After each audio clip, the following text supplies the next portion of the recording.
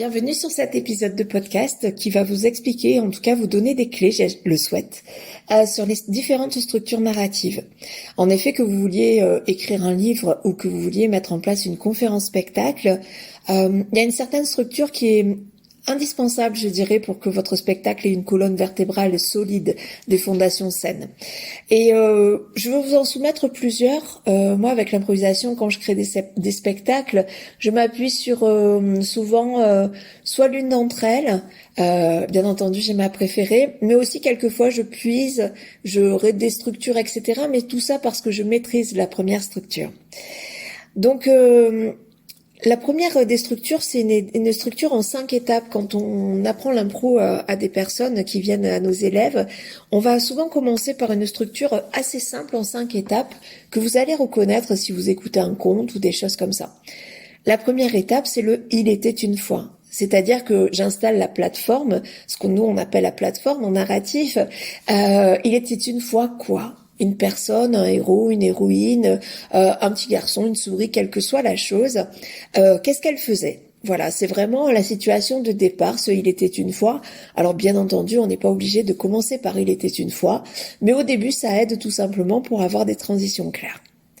Et ce qui nous intéresse, pour pouvoir être surpris par la suite, c'est tout simplement d'avoir qu'est-ce que c'est son quotidien. Donc c'est comme tous les jours, cette personne-là faisait X et X choses. Par exemple, il était une fois un salarié d'une 40aine d'années qui s'appelait Georges, et comme tous les jours, il se levait à 5 heures du matin, faisait couler son café et regardait le soleil se lever. Donc là, il n'y a rien de sexy, mais par contre, on sait comment il s'appelle, on sait quelles sont ses habitudes de vie, et du coup, ça nous aide à nous accrocher à lui. On ira bien entendu plus loin sur ce héros tout à l'heure. Et puis, si il se passe que ça, si on voit tous les matins Georges se lever, préparer son café, c'est très ennuyeux. Il n'y a aucune histoire possible, il n'y a aucune dramaturgie. Et donc, il faut un accident, un drame, enfin, quelle que soit la manière dont on l'appelle, qui vient bousculer ce quotidien et l'obliger de passer dans un autre monde, le monde de l'aventure. Et là, ça devient intéressant pour nous. Et donc, mais un jour, la troisième partie, c'est le mais un jour. Qu'est-ce qui se passe ? Mais un jour, le soleil ne se leva plus. Donc là, on ne peut plus être dans le quotidien, ça transporte ailleurs, mais ce mais un jour, on peut le placer très tôt, je vais y arriver, au début de l'histoire, mais aussi un peu plus tard. Après, on fait comme on veut. Et mais un jour, et alors qu'est-ce qui se passe après ce mais un jour ? Parce qu'il y a quand même une rupture, un accident, un drame, etc. Donc il ne peut pas se lever encore à 5 heures du matin, il ne peut pas aller au travail comme si de rien n'était. Il est obligé de passer et d'avoir un apprentissage et de mettre en place des actions. Et du coup, la phase de transition, c'est alors qu'il fut étonné, qu'il alla taper chez les voisins, c'est alors qu'il alla réveiller toute la ville, c'est alors qu'il alla voir le maire, c'est alors blablabla. Et en fait, cette partie-là, elle est super intéressante parce que c'est la partie de l'action, c'est la partie de l'apprentissage, c'est une partie émotionnellement rude parce que on peut avoir des échecs, on peut avoir des réussites, etc. Le but n'est pas de trouver une solution tout de suite parce que là encore, c'est pas intéressant, mais au contraire, d'aller voir tout ce qu'il fait, ce gars-là, Georges, pour savoir pourquoi le soleil ne s'est pas levé ce matin. Et puis, bien entendu, il y a une conclusion. Et depuis ce jour, après toutes les actions que Georges a mis en place, depuis ce jour, qu'est-ce qui se passe ? Et depuis ce jour, il se lève une demi-heure plus tôt pour être sûr que le soleil va bien se lever aujourd'hui, par exemple. Donc si je reprends la structure narrative assez simple, en 5 étapes, c'est « il était une fois », comme tous les jours, mais un jour, c'est alors que, et depuis ce jour. Donc ça, c'est une structure narrative que vous pouvez écouter dans les contes pour enfants, que vous pouvez écouter dans n'importe quelle histoire. Et d'ailleurs, je vous propose de mettre en pratique ça en essayant de construire une histoire la dernière chose qui vous est arrivée, même si c'est juste votre café ne coulait pas, même si c'est juste, tiens, aujourd'hui il pleut, mais un jour il s'est mis à pleuvoir. Voilà, essayez d'après vos propres expériences de vie, de construire des histoires. Et en fait, pourquoi ça devient passionnant? Parce qu'il y a cette rupture-là et que notre vie n'est pas un fleuve tranquille. Et donc, il y a des ruptures tout le temps, tout le temps, tout le temps. Ce qui nous amène à prendre des décisions et à mettre en place des actions. Et du coup, ce sont ces actions-là qui nous font grandir. Donc, moi, ce que j'aimerais, c'est que vous m'envoyiez des petites histoires enregistrées en audio, écrites comme vous voulez, mais vraiment quelque chose de très court, mais qui respecte ces cinq étapes-là. Donc ça, c'est la première chose. Après, bien entendu que dans des structures de scénarios, de conférences spectacles, de romans un peu chiladés, etc., on va aller bien entendu plus loin que ces 5 étapes, avec notamment 12 ou 18 étapes, avec notamment le voyage du héros ou de l'héroïne. La première des étapes, c'est aussi la présentation du héros ou de l'héroïne. Et on a une structure narrative qui est faite par Pixar, qui a un peu révolutionné ce monde de l'animation parce que on y découvre des sentiments, on s'attache aux personnages de Pixar. Et le personnage principal est vraiment important parce qu'on n'a pas envie de voir un super-héros au démarrage. On a envie de voir quelqu'un de vulnérable, avec des failles. Et justement, si vous faites votre conférence spectacle, on a envie de vous voir vous tel que vous étiez, avec vos vulnérabilités, avec vos fragilités. C'est ça qu'on aime et c'est pour ça aussi qu'on va s'identifier à vous. Moi, j'ai horreur des personnes qui ont tout fait, tout vu, tout gagné, etc. parce que je n'ai pas de point d'accroche. Je suis humaine, j'ai des imperfections, j'ai besoin qu'on me mette devant mes yeux une personne qui a des imperfections pour me dire « Ah ok, si elle y arrive, moi je peux y arriver ». Et en fait, la règle numéro 1 de Pixar, c'est on admire un personnage plus pour ses efforts que pour ses réussites. Et j'aime bien parce que pour moi, ça résume vraiment cette structure-là du héros. Et donc après, vous pouvez voir effectivement partout sur Internet la décomposition en 12 étapes du voyage du héros, c'est-à-dire le héros, on voit son quotidien, c'est vraiment le « il était une fois et comme tous les jours », on a besoin de voir quel est son quotidien pour que la rupture soit plus dense et plus profonde après. Et après, il y a l'appel de l'aventure qui correspond à « mais un jour ». Sauf que le c'est alors, c'est-à-dire tout ce qui va se passer pour que le héros ou l'héroïne grandisse à la fin, c'est décomposé en beaucoup plus d'étapes et c'est beaucoup plus noir, j'allais dire.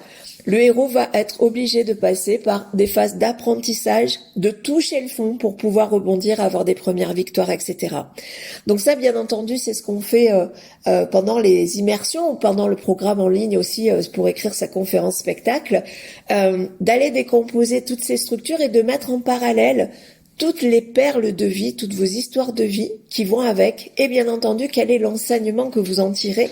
Parce que le but, ce n'est pas de faire un récit signature, un récit témoignage, c'est possible, mais c'est moins intéressant, je trouve, c'est ma perception, mais vraiment de pouvoir apporter en fonction de ce que vous avez vécu, des clés qui vous ont fait grandir, et qui donc va faire grandir le public qui est là, qui va faire grandir les lecteurs, qui va faire grandir vos auditeurs si vous, par exemple, vous construisez un podcast.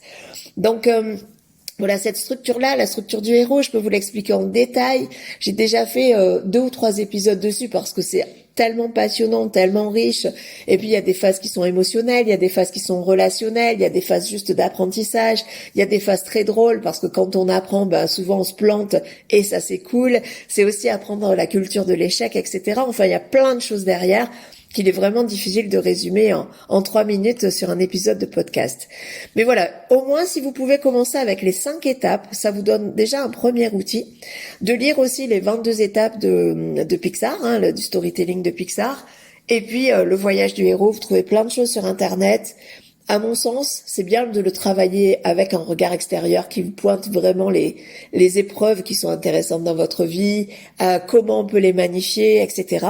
Et puis vous avez aussi la vision chronologique. Je suis née dans cette famille, j'ai grandi comme ça, quand j'étais ado j'étais ça, adulte, etc. Qui est aussi une structure beaucoup plus linéaire, mais qui peut marcher aussi pour faire un premier plan.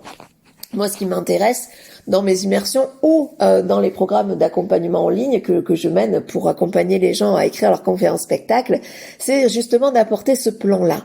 Parce qu'une fois qu'on a ce plan, on peut en dire tout ce qu'on veut. On n'a pas besoin d'apprendre par cœur, mais on a juste cette colonne vertébrale. Et ensuite, on peut mettre du décor, de la coloration. On peut mettre tout ce qui est artistique, que ce soit du chant, du piano, de la danse, des lumières, du son, etc., qui vont colorer émotionnellement intensément, impactamment, je sais pas si ça se dit impactamment, mais qui vont apporter d'autres choses qu'une simple conférence. Et je n'ai rien contre les conférences, je trouve ça génial.